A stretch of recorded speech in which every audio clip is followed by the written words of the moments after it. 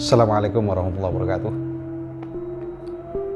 Di saat Indonesia merdeka, di saat kita menempuh tahun baru Hijriah, kenikmatan yang kita syukuri, namun di samping itu pula Allah menurunkan beberapa cobaan, musibah, dan semuanya diberikan kepada kita di tengah-tengah kita sedang mensyukuri nikmat Allah Subhanahu wa Ta'ala.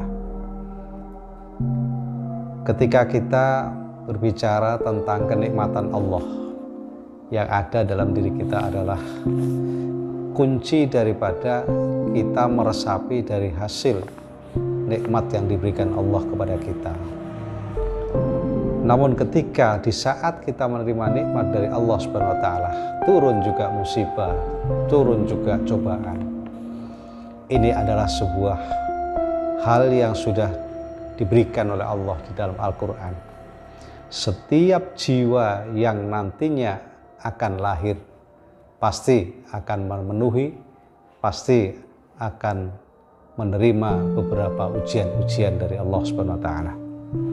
Di saat sekarang ini di Banyuwangi, situasi yang sangat benar-benar sudah kondusif, tapi kita dikejutkan dengan COVID-19 muncul kembali. Di saat Banyuwangi pada saat itu Presiden Jokowi datang kepada kita, seakan-akan kita sudah terbebas dari COVID, tapi ternyata kita lengah. Di saat kita lengah, maka disitulah kita akan kembali lagi diuji oleh Allah Subhanahu wa Ta'ala. Di dalam surat Al-Anbiya ayat ke-30, Allah telah berfirman, Bismillahirrahmanirrahim. Wa ma asobakum min musibatin fabima kasabat aidikum wa ya'fu an katsirin. Bahwasanya apa yang diberikan Allah cobaan, ujian, itu adalah atas dasar kasabat aidikum, tingkah pola daripada tangan-tangan manusia itu sendiri. Akan tapi wa ya'fu an katsirin, di saat seperti itu Allah masih memberikan ampunan tatkala kita mohon ampun barangkali kita punya dosa-dosa kepada Allah.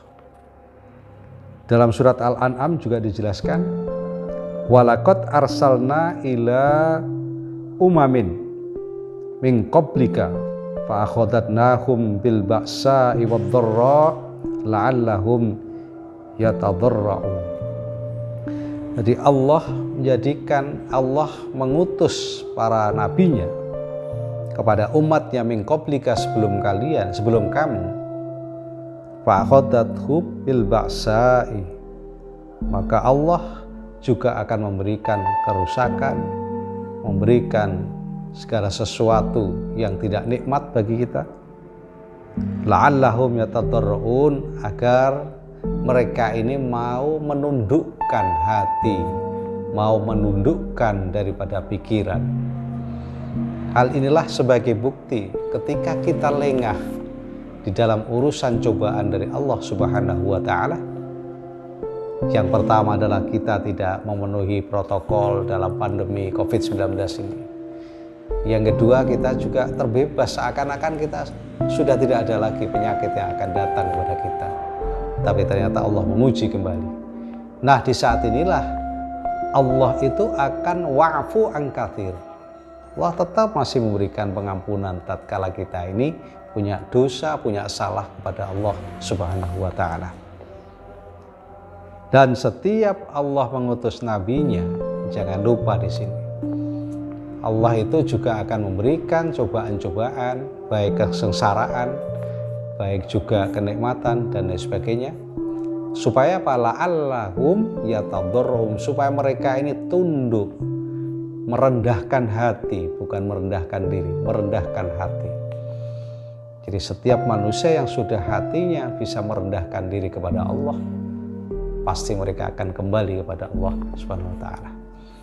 Inilah satu harapan kita ketika pandemi yang berkepanjangan ini.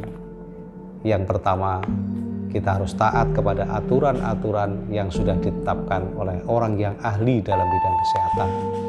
Dan yang kedua, bagi kita umat Islam, jangan lupa kita selalu dekat dengan Allah Subhanahu wa taala dan mohon ampun kepada Allah Subhanahu wa taala jikalau kita terlalu banyak dosa, baik lisan, tulisan, dan bahkan mungkin perilaku kita. Dan semoga kita mendapatkan rahmat dari Allah dan mendapatkan pertolongan dan penjagaan dari Allah Subhanahu wa taala. Amin ya rabbal alamin. Assalamualaikum warahmatullahi wabarakatuh.